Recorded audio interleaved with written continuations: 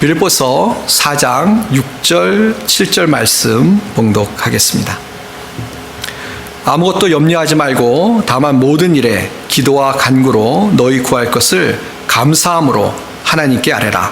그리하면 모든 지각에 뛰어난 하나님의 평강이 그리스도 예수 안에서 너희 마음과 생각을 지키시리라. 아멘.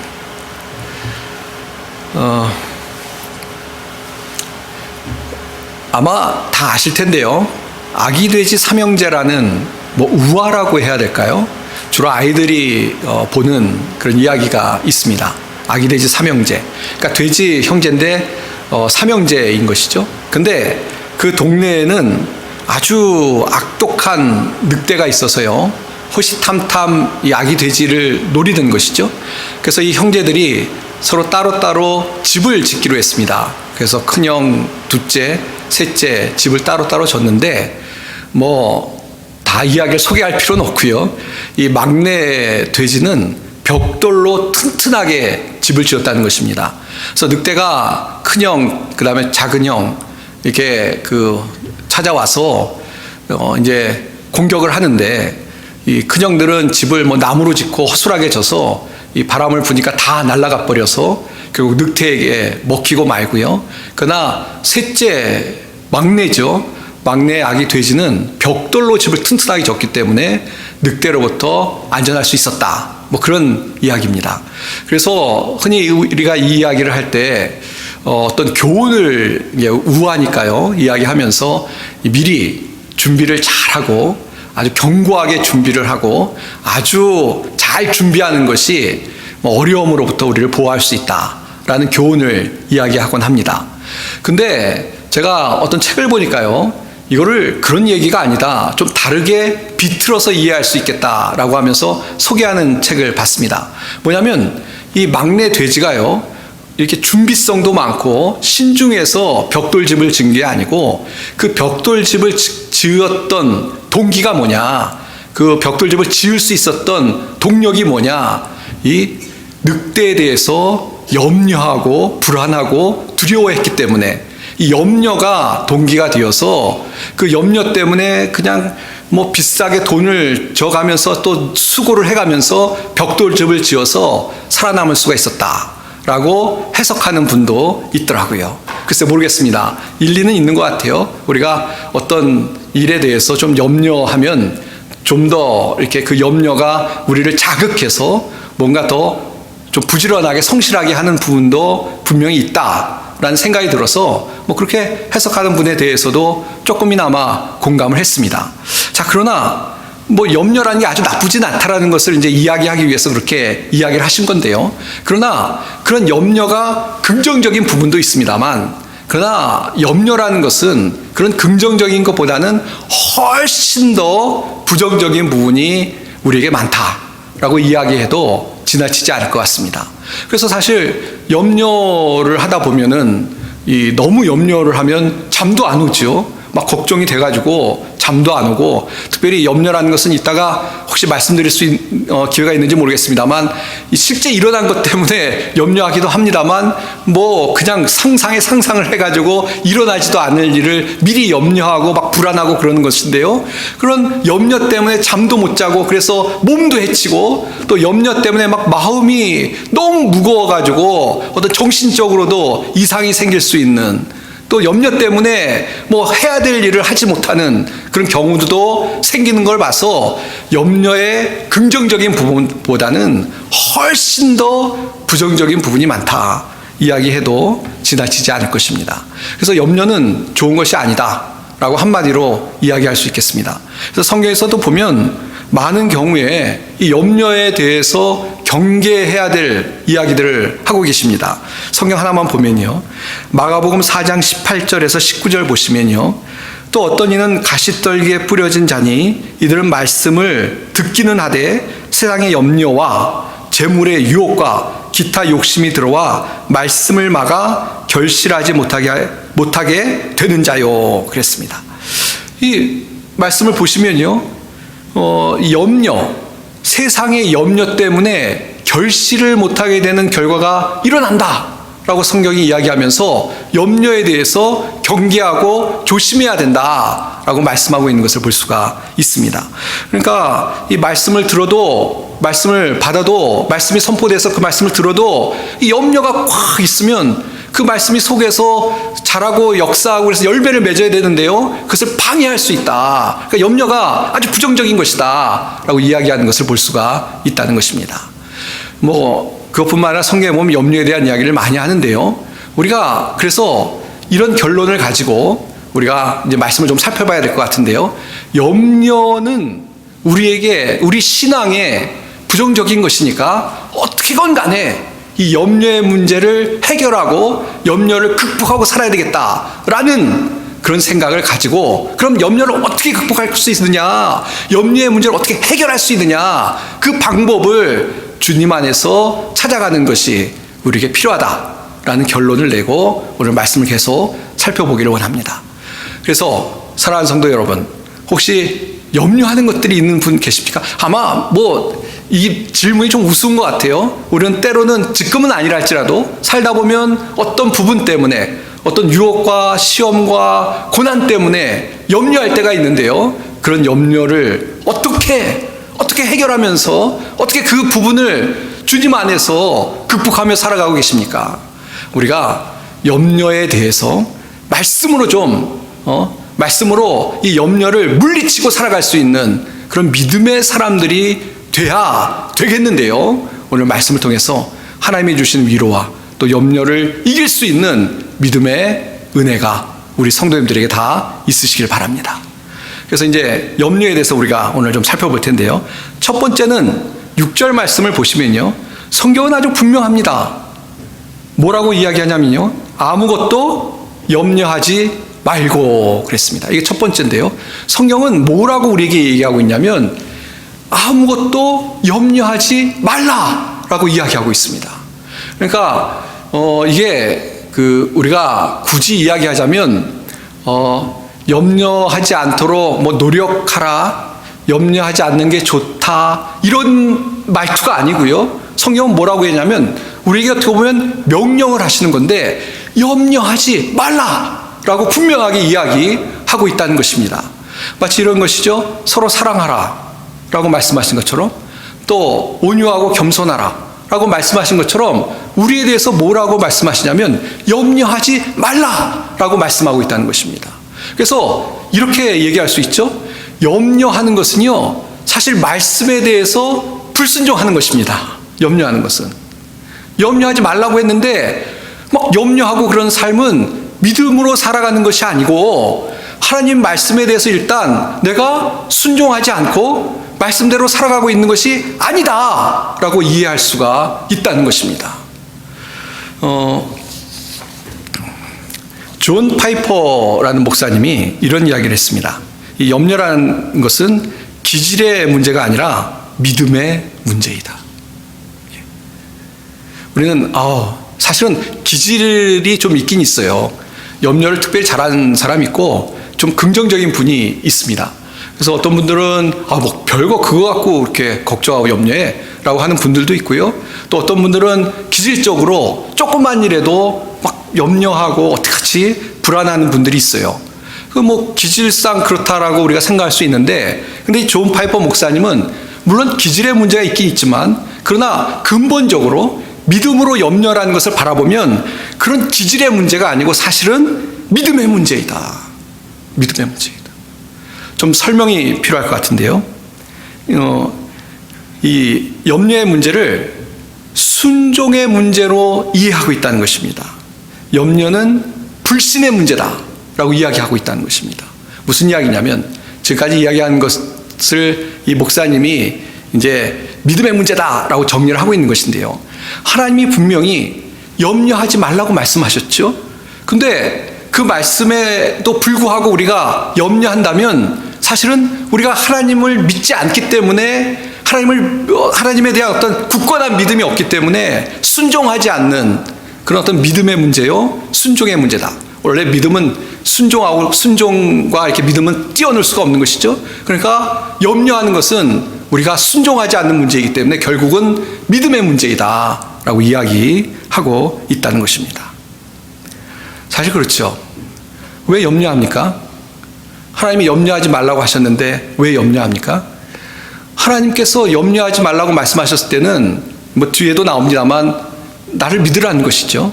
염려할 필요가 없다는 것이죠. 근데 우리의 삶에 정말 하나님에 대한 신실한 믿음과 염려하지 말라고 하신 하나님을 내가 믿고 하나님 뜻이 있어서 하나님께서 분명히 어떤 분명한 우리를 향한 사랑의 은혜가 있기 때문에 그럴 것이라는 말씀을 믿고 순종한다면 염려를 극복하고 물리칠 수 있을 텐데 사실은 하나님에 대한 믿음이 그러실까? 이 문제는 설마라는 그런 어떤 우리 마음에 의욕이 있기 때문에 염려의 문제에 우리가 걸린다라고 이야기해도 틀린 말은 아닐 것입니다. 특별히 여기 보시면요, 염려하지 말라고 말씀하시는데 아무것도 염려하지 말라라고 말씀하십니다. 아무것도란 뜻이 뭡니까? 어떤 것도 예외가 없다는 것이죠. 예외 없이 다 염려하지 말라는 것입니다. 근데 우리는 어떠한 부분들은 이거는 그래도 이만큼 큰 문제니까 염려할 수도 있지. 이게 참 내가 이런 부분은 뭐 이런 표현 쓰면은 안 될 것 같은데요. 이건 어떻게 하나님도 하실 수 없을 거야. 라는 불신의 마음을 가지고 어떤 부분은 잘 극복해도 어떤 부분은 또 염려하고 그런다면 그것도 오늘 말씀에 온전히 순종하는 것은 아니다 라고 우리가 이해할 수가 있는 것입니다. 물론 여기서 한 가지 조심할 것은요, 우리가 요새 한국 분들 그런 단어를 많이 쓰시더라고요. 긍정회로.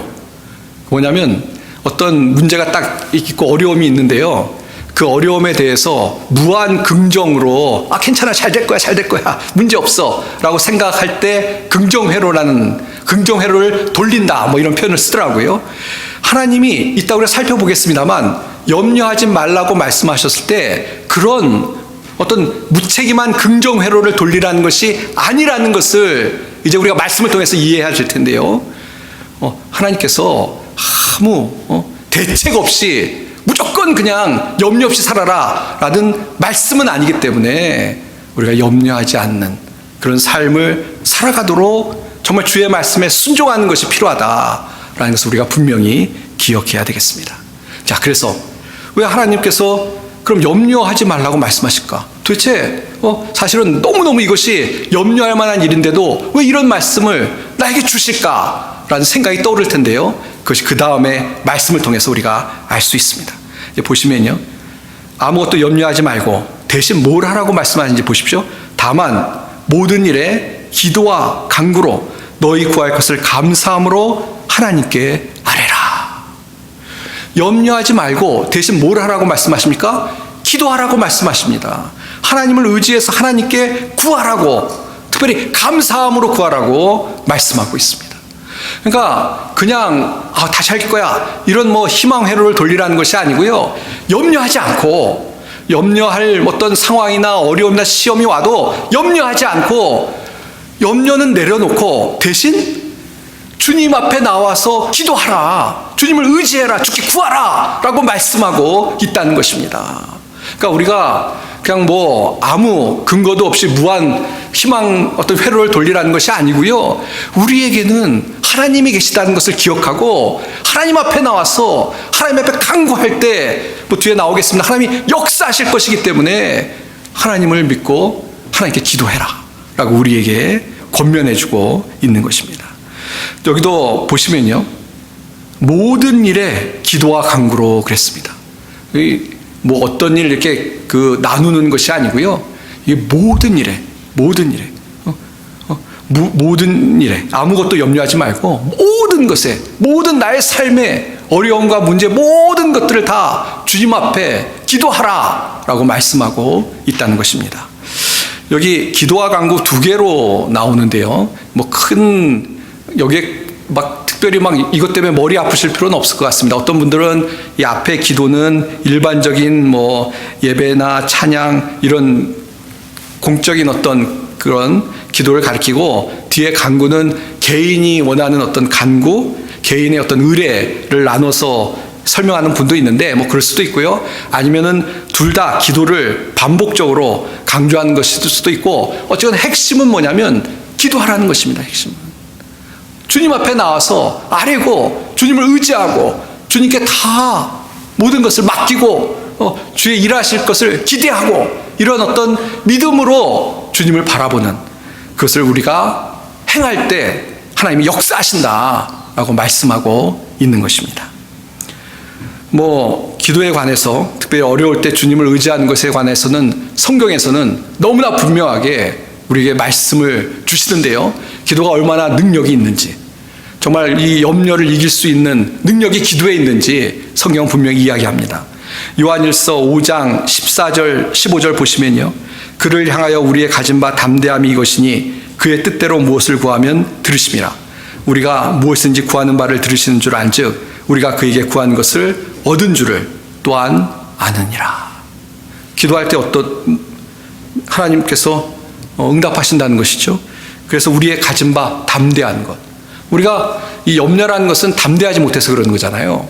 막 너무 어떤 우리의 닥친 환경이나 그런 것들이 막 너무 거대하니까 우리가 보기에, 그래서 막 담대하지 못해 소심하고 그래서 염려가 생기는 건데요. 근데 이 담대한 것이 우리에게 있다는 것이죠. 기도가 있다는 겁니다. 기도가.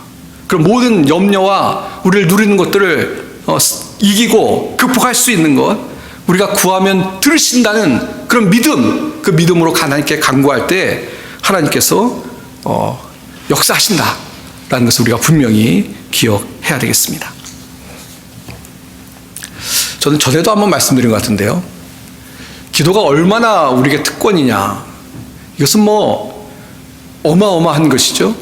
어떤 분들은 기도하라, 이게 기도하는 것이 얼마나 힘들고 어렵고 시간을 내야 되고, 그래서 우리에게 큰 기도라는 짐을 지어주신 거 아니야? 라고 생각하는 분이 계실지 모르겠는데, 그것은 오해입니다. 오해입니다. 기도는 짐이 아니죠. 기도는 우리에게 주신 특권입니다. 염려가 우리의 마음에 엄습하고 염려가 막 우리를 신앙적으로 도전할 때, 그때 염려하지 않고 염려를 내려놓고 주님 앞에 기도할 수 있는 것, 이것은 우리에게 주신 특권이고요. 이 기도를 통해서 이제 뒤에 살펴보겠습니다만 하나님의 역사가 일어난다라는 것을 분명히 기억하시길 바랍니다. 전에 한번 말씀드렸나요? 제가 같이 공부하던 후배가 농내장 선고를 받았습니다. 젊은 나이에. 근데 농내장은 이제 실명이 될 수 있기 때문에 관리를 잘해야 되는데요. 그래서 관리를 하는데 문제는 뭐냐면 매일같이 안약을 넣어야 됩니다. 그러니까 약을 매일, 그러니까 한 번이라도 빠지면 안 됩니다. 이 안압에 문제가 생기면 실명이 갈 수 있기 때문에. 그래서 근데 처음에는 그 얘기를 듣고 아주 젊은 나이에 이제 평생을 그렇게 살아야 된다고 하니까, 야, 참 안 됐다. 얼마나 힘들고 번거롭고 불편하고 그럴까. 저 하루도 빠지면 안 되고. 근데 가만히 생각해 보니까요, 약을 넣는 것이 불편한 것일까? 가만히 생각해 보니까 약을 안 넣으면 실명하잖아요. 근데 약만 넣으면 실명을 안 하잖아요. 그러니까 약 넣는 걸 불편하다고 생각하지 말고 오히려 약을 넣어서 내가 실명하지 않고 건강하게 살 수 있다라고 반대로 생각한다면, 그게 불편한 것이 아니라 오히려 약을 넣는 것이 축복이라는 생각을 갖는 게 맞다라는 생각이 들었습니다. 그렇지 않아요? 기도가 짐입니까? 하나님이 우리를 막 힘들게 하기 위해서 기도하라고 말씀하시고, 그래서 우리가 막 시간을 내서 어떤 경우에는 아침에 일찍 일어나서 기도해야 된다? 그게 아니죠. 기도는 우리의 특권이고 축복인 줄 믿습니다. 염려가 올 때 오히려 하나님 앞에 나가서 모든 일에 기도와 간구로 하나님께 간구할 수 있는 그런 축복을 우리에게 주셨다라는 것을 기억하시길 바랍니다. 사랑하는 성도 여러분, 삶의 무거운 짐이나 어려움이 닥칠 때 염려는 내려놓으시고 염려 대신 주님 앞에 나가서 주님을 만나고 주님의 은혜를 사모하고 주님의 은혜를 구하고, 그래서 주님께서 이끄시는 놀라운 은혜 가운데 살아갈 수 있는 우리 성도님들이 다 되시길 바랍니다. 염려할 문제가 생겨서 고민 중에 계십니까? 염려하지 마시고 기도하십시오. 기도하십시오. 하나님 앞에 정직하고 솔직하게 아뢰십시오. 믿음으로 하나님 의지하십시오. 그때 하나님께서 역사하실 줄 믿습니다. 예. 저도 뭔가 신선하고 반짝반짝거리고 새로운 걸 전했으면 좋겠어요. 근데 옛날 그런 광고가 있죠. 결론은 버킹엄이라고. 기도밖에 없습니다. 기도에 이길 수 있는 방법이 없습니다. 기도는 하나님이 우리에게 주신 특권이고 하나님이 우리 가운데 역사하시는 방법입니다. 기도를 통해서 하나님의 역사를 이루어가는 우리 성도님들이 다 되시길 바랍니다. 자, 근데 이제 기도하면 역사가 일어날 거란 반복 드렸는데 어떤 일을 하나님이 하시냐? 7절에 소개하고 있습니다. 그리하면, 기도하면이죠. 모든 지각에 뛰어난 하나님의 평강이 그리스도 예수 안에서 너희 마음과 생각을 지키시리라. 우리가 기도할 때, 염려 대신 기도할 때 하나님이 어떻게 하신다고요? 하나님, 모든 지각에 뛰어난 하나님의 평강이 그리스도 예수 안에서 우리 마음과 생각을 지켜주신다라고 약속하고 있습니다. 이게 얼마나 놀라운 것입니까? 도저히 상상할 수 없는 하나님의 평강이 우리 마음과 생각을 지켜주신다는 겁니다. 우리의 인간의 이해를 훨씬 초월한 하나님의 평강이 우리의 마음을 지켜주신다는 것입니다. 사실 이 말씀의 그 뜻은요, 이 마음과 생각을 지켜주신다는데 그 핵심이 있다고 생각합니다. 하나님의 평강이. 우리가 염려를 이제 하게 되는 것은 어떤 상황이 벌어져서 그런 거잖아요. 근데 본문의 말씀은 그 상황을 뭐 해결해 주신다, 그런 얘기를 하고 있지는 않습니다. 물론 하나님이 그렇게 해결해 주실 때가 있죠. 기도할 때 하나님이 역사하셔서 즉각적으로 우리 앞에 있던 문제들이 해결될 경우가 있습니다. 그러나 지금 성경은 뭐냐면요, 더 근본적인 말씀을 주시는데 그 환경이 바뀌건 안 바뀌건, 뭐 바뀔 수도 있고 안 바뀔 수 있는데 정말 근본적인 하나님의 해결점이 우리 가운데 일어나는데요, 그것이 뭐냐면 우리 마음과 생각을 하나님의 평강이 지켜주신다는 약속의 말씀인 것입니다. 그러니까 하나님께서 우리가 기도할 때 뭐 정말 환경을 초월하는 평강이 우리 마음을 지켜주시기 때문에 우리는 이미 그 문제, 염려하게끔 만든 상황과 상관없이 우리의 마음에는 하나님의 평강으로 충만하여서 그 염려를 이길 수 있다라는 말씀인 것입니다. 조금 더 설명하면 이렇죠. 사실은 아마 경험해 보셔서 아시겠습니다만 어떤 문제들은요, 그 문제가 한번 그 내 생각대로 해결된다고 해서 모든 것이 다 해결되지도 않습니다. 혹은 내 마음은 그거 어떤 뭐를 갖고 싶어, 그걸 못 가져서 어려워. 근데 그걸 가졌다고 완전히 염려해서 극복할 수 있냐? 그렇지 않습니다. 그렇지 않습니다. 좀 더 설명을 드리면 이런 것이죠. 직장에서 잘렸어요. 그래서 네가 어떻게 먹고 사나? 걱정이 돼요.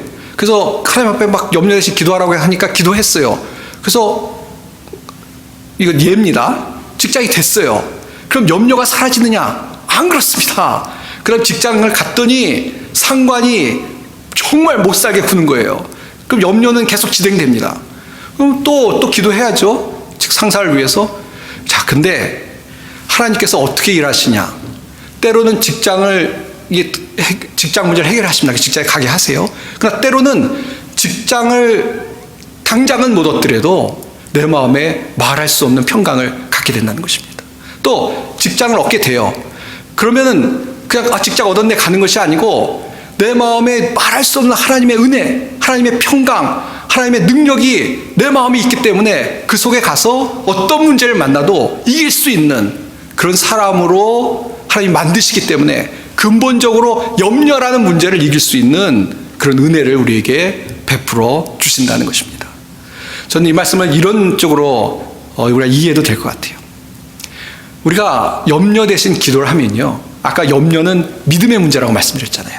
사실 믿음이 약하기 때문에 불순종하는 문제라고 말씀드렸는데, 우리가 염려 대신 기도하면요, 하나님 의지하면요, 우리의 믿음이 성장합니다. 아, 내가 하나님 의지한다. 그건 믿음의 문제거든요. 그러면 우리의 믿음이 성장하면 어떤 인생의 우리 신앙의 모습이 나타나냐면 어떤 상황이건 상관없어요.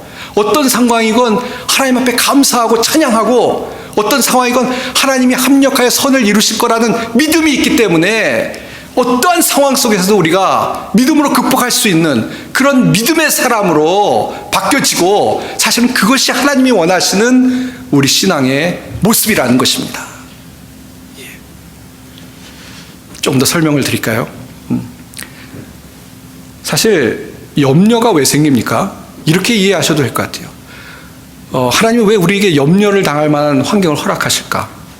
저는 뭐 여러 가지 의미가 있겠지만 그 중에 하나는 우리가 이 땅에 살아가면서 하나님이 우리를 다듬고 빚으시기 위한 방법이라고 생각합니다. 그러니까 염려의 환경이 왔을 때 욥을 생각하셔도 되죠. 염려하는 환경이 왔을 때 우리가 그것을 어떻게 반응하느냐, 믿음으로 반응하느냐, 그냥 염려에 함몰돼 가지고 포기하고 막 자포자기하고 하나님을 원망하느냐, 그것이 아니고 내려놓고 기도의 자리로 나가느냐. 어떤 하나님께서 그런 우리의 모습을 만들기 위한, 그래서 염려의 어떤 염려가 우리한테 밀려오는 그런 환경을 허용하시는 거 아니겠습니까? 자, 그런데 우리가 그런 상황 속에서 믿음으로 반응하고 기도로 주님을 의지하고 그러면 다른 것이 아니라 우리의 믿음이 성장하겠죠. 하나님의 평강을 경험하고 정말 우리가 하나님을 의지할 때 하나님께서 우리 속에 역사하시는, 주님 안에서 우리가 살아가는 그런 삶의 은혜를 경험하고, 또 그래서 우리의 믿음이 성장하고, 그래서 이 다음에 더 큰 어떤 시련이 와도 이길 수 있는, 오히려 기쁨으로 그것을 감당할 수 있는 그런 사람으로 빚어가시기 위해서 또는 우리 환경 가운데 어려움을 허용하시는 거 아니겠습니까? 근데 그렇게 믿음으로 자라기 위해서 그렇게 하시는데 우리는 그런 하나님의 계획과 뜻을 잊어버리고요, 그냥 내 마음대로 살아가거나 아니면은 그냥 완전히 뭐 믿음은 어디 갔는지 그냥 염려 속에 파묻혀가지고 그렇게 살아간다면 우리의 신앙이, 우리가 하나님의 자녀지만 성장하지 못하고 제자리를 맴돌 수밖에 없을 것이다 라는 것을 우리가 기억하면 좋겠습니다. 오늘 빌립보서는 아시는 것처럼 사도 바울이 빌립보 교회에 쓴 서신서입니다. 사도 바울의 환경이 어떻습니까? 지금 사도 바울은 옥중에 있습니다. 근데 사도 바울은 계속 끊임없이, 지난주도 말씀드렸습니다만, 기뻐하고 기뻐하노라, 기쁨을 강조하고 있습니다. 기뻐해라 라고 권면하고 있습니다. 이게 어떤 사람의 모습이겠습니까? 염려하는 사람의 모습이겠습니까? 나 이제 큰일 났다, 내가 여기 갇혔어, 이제 어떻게 되나, 내 인생은, 내 미래는 어떻게 될 것이냐, 그런 사람의 모습입니까? 그렇지 않습니다. 하나님을 의지하기에 어떠한 상황이 돼도 다 하나님께 감사하고, 어떠한 결과가 나와도 다 하나님의 뜻이 있어서 합력하여 선을 이루실 거라는 믿음을 가진 사람의 모습인 줄 믿습니다. 우리가 그런 모습을 가져야 되지 않겠습니까?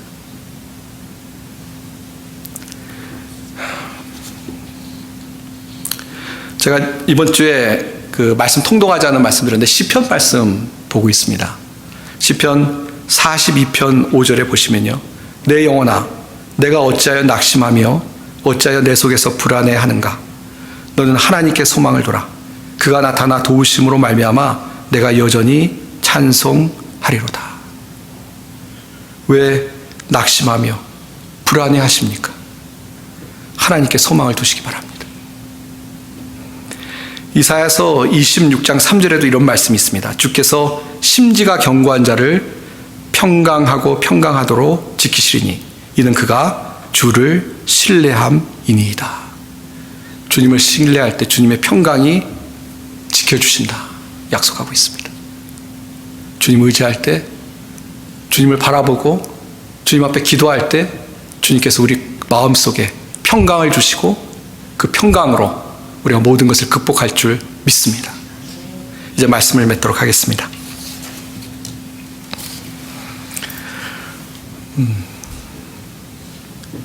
저도 참 그것이 부족한데요, 우리 그리스도인들은 물론 우리가 신중할 땐 신중합니다만 그러나 항상 기쁨이 넘쳐야 될 거라고 생각합니다. 이제 빌립보서 4장 마무리 지으면서 그 기쁨에 대해서 좀 살펴봤으면 좋겠는데 나중에 우리가 신앙생활을 한다는 것은 사실은 주님의 은혜 가운데 우리가 살아가야 되는데요. 그 은혜 가운데 살아간다는 것은 뭐로 나타나느냐? 빌립보서의 말씀을 가지고 본다면 우리 속에 기쁨이 있느냐 없느냐로 좀 나타난다는 생각을 갖습니다. 무슨 이야기냐면 항상 막 세상의 온갖 짐을 다 지고 세상의 풍파와 세상의 시련 때문에 찌든 얼굴로 그렇게 살아간다면 그 얼굴 표정이 은혜로운 표정이냐? 아니라고 생각합니다. 예. 우리 그리스도인은 물론 억지로 그러자는 게 아니에요. 억지 웃음을 짓고 살자는 것이 아니고 정말 주님 안에서 주님이 주시는 평강 때문에 우리 속에 기쁨이 넘치고 염려하기보다는 오히려 주님으로 인하여서 감사하고 찬양할 수 있는 그런 신앙의 모습으로 살아가야 되지 않겠습니까? 예. 이제 짐을 좀 내려놓으십시오. 예. 어깨에 염려가 있으면 무겁잖아요. 막 천근만근 너무 무거워서 비틀거리고 얼굴 찡그리게 되고 왜 그러냐? 우리 속에 염려가 있기 때문에 염려가 있으면 그렇잖아요. 이 주님이 우리에게 말씀하십니다. 염려하지 말라. 내려놓으라는 것이죠. 대신 주님께 기도하는, 주님을 만나고 교제하고, 지난 주의 말씀으로 표현하자면 주님 안에서 주님과 연합함을 통해서 그런 염려 대신 주님이 주시는 기쁨을 누리며 살아갈 수 있는 우리 성도님들이 다 되시길 바랍니다. 예. 이해합니다. 세상 살다 보면 어떻게 염려할 수밖에 없는 어려움이 많이 있죠. 많이 있죠. 이 목회자가 되니까 좋은 게 뭐냐면 우리 성도님들의 깊은 부분들을 딴 분들한테 이야기하지 못한 깊은 부분들을 들을 수 있어서 어떻게 보면 인생의 현실을 잘 깨닫게 돼서 목회자 참 좋은 것 같아요. 들어보면 다 인생의 짐들을 지고 살아가세요. 예. 근데 이 염려라는 짐 주님 앞에 내려놓을 때 정말 홀가분해지고 자유로워지고 가벼워지고 또 염려 대신 주님이 주시는 평강을 누리며 살아갈 수 있는 은혜가 우리에게, 그런 특권이 우리에게 약속된 것을 기억하고 살아가는 우리 성도님들이 다 되시길 바랍니다. 우리는 이렇게 하나님의 은혜로 구원받은 사람들이고, 구원받았다는 것은 이처럼 우리에게 오늘도 생생하게 기쁨으로 살아갈 수 있는 하나님의 은혜가 우리에게 있다는 것입니다. 키에르케고르라는 사람이 이런 이야기를 했습니다. 세상이 주는 슬픔과 기쁨에 연연하며 풀이 죽은 채 사는 이들이 얼마나 많은지 모른다. 벽에 따라 길게 늘어앉은 채 춤판에 끼어들려 하지 않는다. 기쁨으로 살지 않고 염려 가운데 살아가는 그리스도인들을 향한 어떻게 보면 약간 책망의 그런 이야기입니다. 세상이 주는 슬픔과 기쁨에 연연해서 풀이 죽은 채 사는 이들이 얼마나 많은지 모른다. 우리 성도님들은 안 그렇겠죠. 염려 대신 기도를 통해서 주님이 주시는 오히려 충만한 은혜 가운데 살아가는 우리 모든 성도님들이 다 되시길 바랍니다. 기도하겠습니다. 하나님 아버지, 은혜와 사랑을 감사합니다. 저희들을 사랑하셔서 오늘도 위로의 말씀을 주시니 감사합니다. 하나님, 세상의 어려운 시련과 어려움, 외로움, 또 세상에 유혹이 올 때에 그것들 때문에 신앙적인 고민과 또 염려와 불안한 마음, 두려운 마음을 가질 때가 있음을 고백합니다. 하나님, 저희의 믿음의 연약함을 용서하여 주시고 주님, 저희들에게 담대한 믿음 주셔서 염려하지 말란 주의 말씀에 순종하며 오히려 기도와 간구로 주님의 평강을 누리며 살아갈 수 있는 저희들의 삶이 될 수 있도록 복을 허락하여 주시옵소서. 우리 사랑하는 성도들 가운데 염려에 어려움을 당한 성도들이 있습니까? 염려하며 그 염려 때문에 신앙의 기쁨을 잃고 살아가는 성도들이 있습니까? 이 시간 찾아가셔서 하나님 말씀으로 승리할 수 있도록 도와주시옵소서. 이번 한 주간 살아가는 동안 우리 성도들을 지켜주시고 은혜 충만한 삶을 살아갈 수 있도록 복을 허락하여 주시옵소서. 주의 은혜를 감사드리며 우리 주 예수님의 이름 받들어 간절히 기도하옵나이다. 아멘.